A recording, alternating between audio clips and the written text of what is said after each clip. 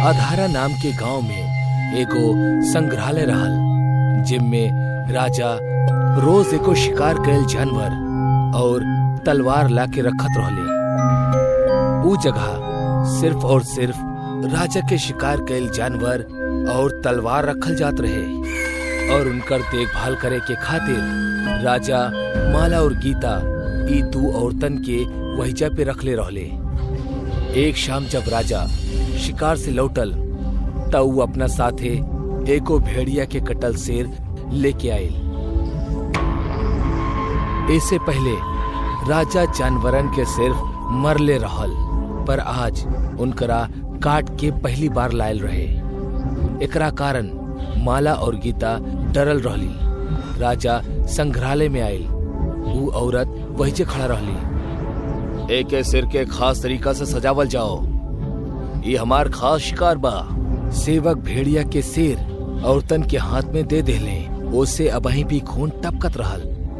राजा अपना तलवार माला के हाथ में देकर कहलस, एकरा भी खास तरीका से रखिया, हम कल देखे आई।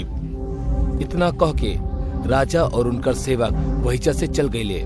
माला और गीता उस शिकार और तलवार के संग्रहालय के बीचों बीच सजा देली।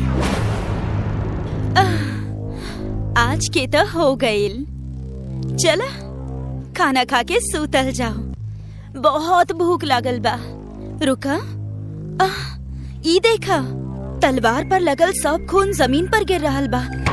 एकरा साफ करे के होई। ठीक बा, हम करतानी। तू जल्दी जा और खाना गरम करा। जा। हाँ ठीक बा, ठीक से करिया। हाँ। गीता दूसरा कमरा में चल गई और माला उस जमीन पे पड़ल खून साफ करे लगली।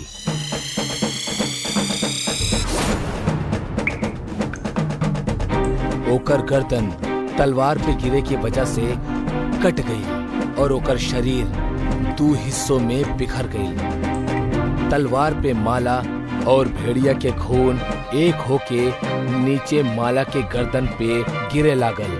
माला अब भी दर्द से तड़पत रहली, पर कुछ देर बाद तड़पत तड़पत वो मर गई। माला के शरीर निश्चल हो गई, पर तलवार के वो खून अब भी ओकर गर्दन पे गिरत रहल।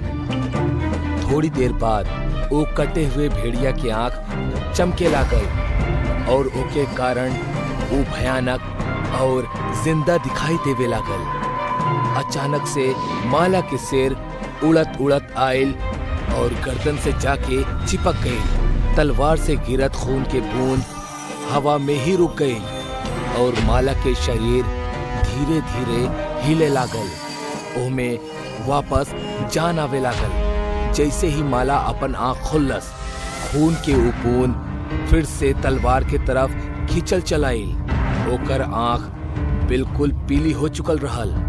गर्दन पे कटल निशान भी वैसे ही रहल और उसे भेड़िया और माला के खून एक साथ बहत रहल।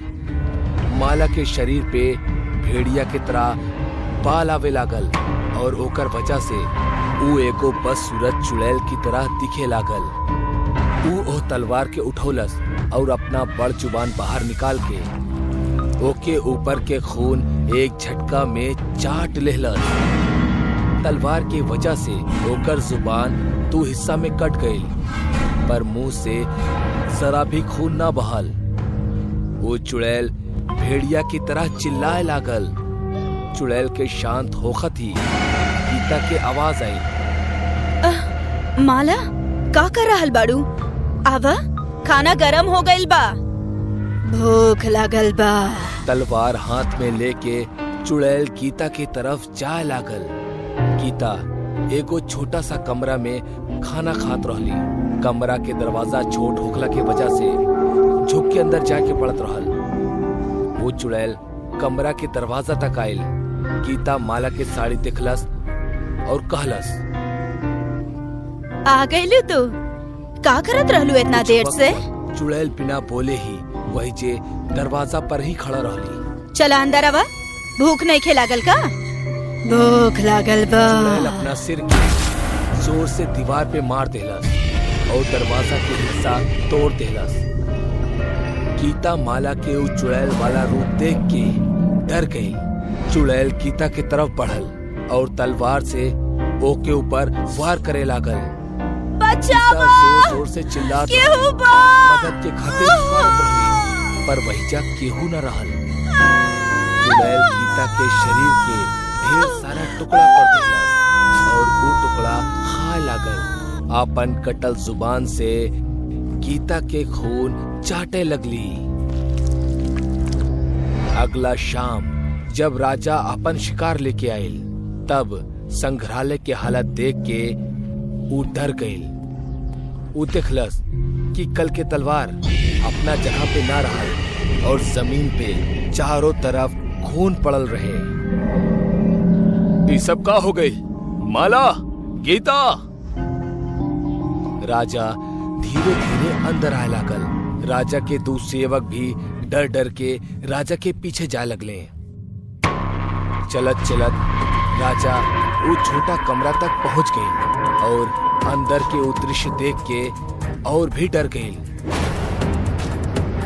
जमीन पे सारा खून और अतड़िया पड़ल रहल। डर के मारे राजा अपन तलवार निकललस और आगे बढ़त रहल। अचानक चुड़ैल ऊपर से दू सेवक पे हमला कैलस और तलवार से उनकरा मार देहलस। वो राजा पे भी हमला कैलस, पर राजा अपना तलवार आगे क के खुद के बचा लेलस। के बाड़ू तू? माला? भूख लागल बा, तहरा के खाएब। माला, मतलब तू ही गीता के मरलू और खा गेलू, नरभक्षी कहीं के। चुड़ैल के सुन के गुस्सा आ गई और वो भेड़िया के आवाज में चीखे लागल। चुड़ैल राजा के ऊपर जोर से वार कैलस और ओकर तलवार के तोड़ देलस। फौरन ही दूसर वार कैलस और ओकर सिर धड़ से अलग कर देलस। तीनों के मरला के बाद उनकर लाश के घसीटत घसीटत अंदर लेके गई और एक एक के काट काट के खा लागल। भूख लागल बा,